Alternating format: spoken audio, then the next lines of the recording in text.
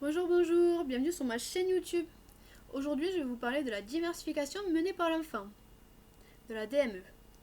Ici, c'est la partie 2, donc si vous n'avez pas vu la partie 1, je vous invite à aller sur ma chaîne YouTube, de la visionner, puis de revenir voir celle-ci. Dans cette partie, nous allons parler de quand est-ce qu'on peut débuter la DME, quand est-ce que l'enfant est prêt, puis des aliments. Donc déjà, la diversification alimentaire, qu'elle soit classique ou la DME, doit débuter aux alentours de 6 mois, lorsque le système digestif est arrivé à maturation, qu'il est capable de digérer autre chose que le lait, maternel ou artificiel. De 6 mois à 12 mois, la diversification alimentaire reste seulement de la découverte. Après, il n'y a pas de souci si l'enfant ne mange pas énormément. Le lait est capable encore de couvrir tous les besoins nutritionnels que l'enfant a besoin jusqu'à ses 12 mois. Donc j'ai un petit tableau que je ne serai pas capable de mettre sous cette vidéo. Donc je vous invite à aller sur ma page Facebook qui est la diversification physiologique DME pour le voir. Donc de 0 à 6 mois, c'est 100% lait. Nous sommes d'accord, pas d'aliments. Après, graduellement et naturellement, l'enfant va manger de moins en moins de lait. Il va diminuer sa ration en lait, puis augmenter les solides. Il est important de le laisser faire. Il est important de suivre son rythme et non l'inverse. Aux alentours de 9 mois, il y aura à peu près 80% de lait et 20% d'aliments. Puis, arrivé à ces 12 mois, ça sera 50-50. 50 lait, 50 aliments. Pourcent d'aliments, je parle d'1%. Et aux alentours de 24 mois, nous serons à seulement 30% de lait et 70% d'aliments. Après, ça sera à lui de voir jusqu'à ce qu'il veuille du lait, jusqu'à ce qu'il en veuille plus, je veux dire. Donc, alors, quand est-ce que mon bébé est prêt? Donc, oui, il faut que le bébé remplisse certains critères avant de débuter la DME. Donc, déjà, il faut qu'il soit intéressé par la nourriture. S'il n'est pas intéressé par la nourriture, il faut le laisser jusqu'à ce qu'il soit intéressé. Bien sûr, il faut qu'il ait 6 mois, hein, ça, pas besoin de le préciser. Qu'il soit capable de prendre un objet et de le porter à sa bouche, de le faire naturellement. S'il n'est pas capable, on attend aussi. Et puis aussi qu'il ait un tonus musculaire au niveau du dos bon, qu'il sache tenir droit. Donc quand on le pose assis, même si il est vrai qu'il ne faut pas mettre un enfant dans une position qu'il ne sait pas faire, mais nous n'avons pas le choix pour manger puis en voiture, il faut qu'il sache donc quand on le pose droit, il faut qu'il arrive à bouger et à se mettre en avant, pas à pencher sur le côté, enfin voilà. C'est très important qu'il sache se mettre droit. Et à partir de ce moment-là, donc, si le bébé a rempli tous ces critères que je viens de dire, nous pouvons commencer. Alors, sachez qu'à 6 mois et dès 6 mois, le bébé a les capacités naturelles de manger des aliments en morceaux et sans les dents. Oui, oui, sans les dents. Ses gencives sont tellement puissantes qu'il est capable de broyer ces aliments. Après, la salive aussi, bien sûr, elle va l'aider à broyer les aliments. Après, les aliments aussi, ils doivent être, bien entendu, de façon, fondants, de façon à ce que le bébé puisse quand même broyer avec ses gencives.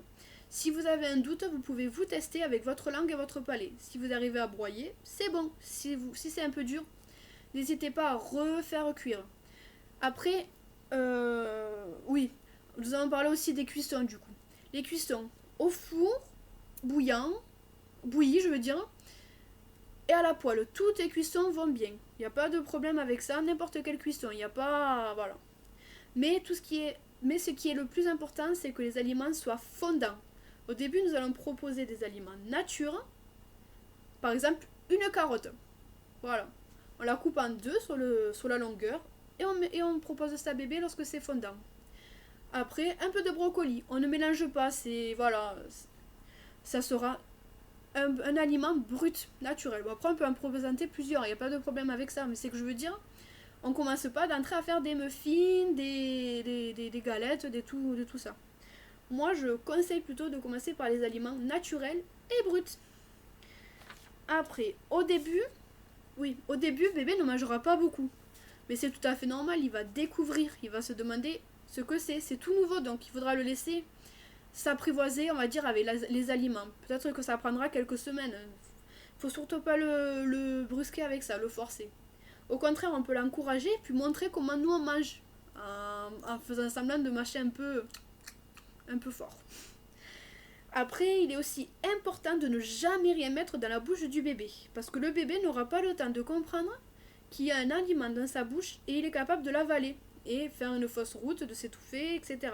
Le but de la diversification alimentaire menée par l'enfant, c'est que ce soit lui qui gère son autonomie, qu'il ait envie de mettre à la bouche ou pas, de goûter ou pas. Au tout début aussi, on présente l'aliment de façon gros, très gros, plus gros que son poing. Pourquoi? Parce que le bébé, au début, il va avoir déjà du mal à l'attraper. Et une fois qu'il l'aura attrapé, qu'il va fermer son poing, ça sera naturel, il ne le fera pas exprès, il ne verra pas son aliment qu'il y a dans le poing. Et du coup, ça va le frustrer, il ne comprendra pas qu'il faut ouvrir pour manger. Ça, il le découvrira par la suite. Donc il est important que ça dépasse son poing, comme ça il le prend, ça dépasse un petit peu, et puis il peut lécher, mâcher, broyer, enfin voilà. Sinon, eh ben, ça va le frustrer, il va s'énerver. Et pareil que pour qu'aussi la faim, eh ben, il faut que ça soit quand même un moment de bonheur, de convivialité, que pour lui, il n'associe pas à la peur, à l'énervement, que ce soit le repas, que ce soit calme, voilà, qu'il associe très bien quoi. Puis au fur et à mesure, vous verrez, hein, le bébé va acquérir sa motricité fine, donc vous pourrez diminuer les morceaux, enfin vous verrez. On en parlera un peu plus tard, mais normalement ça se fait naturellement, et puis nous on se rend compte quand le bébé c'est trop gros, il se lasse, et il faut diminuer les portions, les morceaux, pardon, excusez-moi. Donc dans la prochaine vidéo, la partie 3, je vous parlerai des gags réflexes, ou du réflexe nauséeux. Est-ce que vous connaissez ce mot? En attendant, je vous invite à vous abonner sur ma chaîne YouTube, puis à liker cette vidéo. Regardez les autres vidéos si vous n'avez pas vu. Allez sur ma page professionnelle de Facebook, la diversification physiologique, la DME. Puis voilà, parlez de moi, voilà, de la partager, de parler de moi autour de vous. Allez, bye bye!